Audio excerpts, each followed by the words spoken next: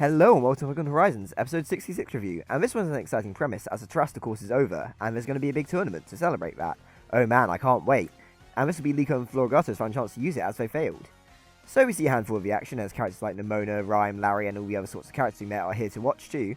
But Penny calls Dot away for help as she's discovered the teacher Agason is actually a member of the Explorers, which Dot's well acquainted with.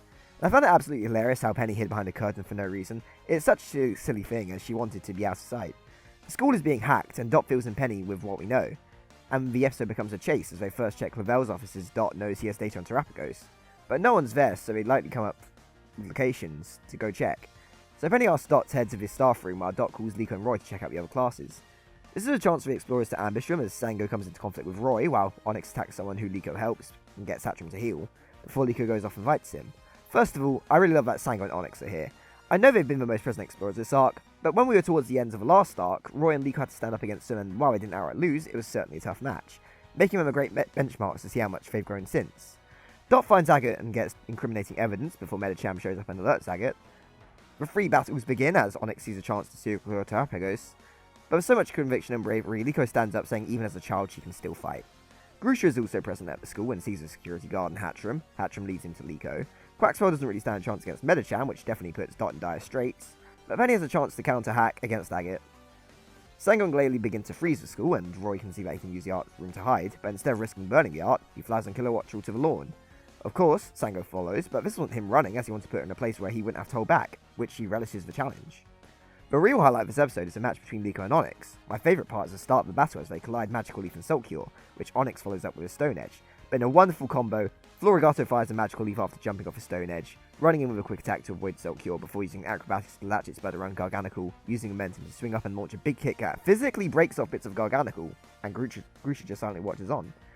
After recover, however, Onyx terastalizes, which at first we see from him, but puts Liko in a tough situation as she's not qualified to use terastalization herself. Before we can see how she can respond, however, we see that Dot sent Tikatink to destroy Agate's computer, while Quaxwell takes a beating from Medicham.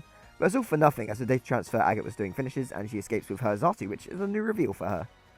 Florigato gets trapped in the Salt Cure and tries to fight back, but Garganical barely feels it while the Salt Cure has an effect on Florigato. It looks like Grusha is about to step in until Hatcham stops him. Liko decides that for Terrapagos and the school's sakes, she has no choice but to win, and uses her Terror Orb to power up Florigato and break free of Salt Cure, firing off a Magical Leaf that overpowers Salt Cure and takes Garganical out. Onyx concedes the match and tells Liko his name, and to remember it. Meanwhile, Roy and Fueco overpower Glalie, winning the battle even without Terrastal, as to which Onyx picks her up. Grusha comes out to see Liko and gets her to come to Clavel's office, which definitely makes me feel like she did something wrong.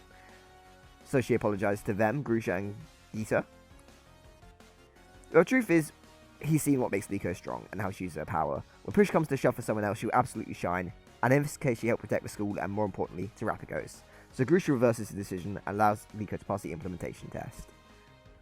Back at the Battle Court, the kids reunite and all praise each other with their efforts. Dendra comes to reveal that Bracket has changed, as Liko and Roy are now paired up to fight each other.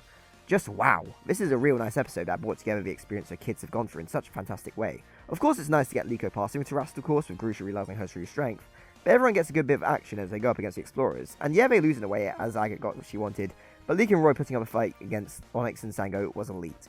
All around a really solid episode, and I would have to say that the highlight is Liko's battle with, Onyx in general. My only problem is I just wish there's more of it. I mean, it's just, amazing seeing how she's battling here. She's just doing everything she can to, get the win, and it is just amazing. The battle with Sango and, Roy is kind of, glanced over. I mean, we really see, Dot getting pushed back a middle bit.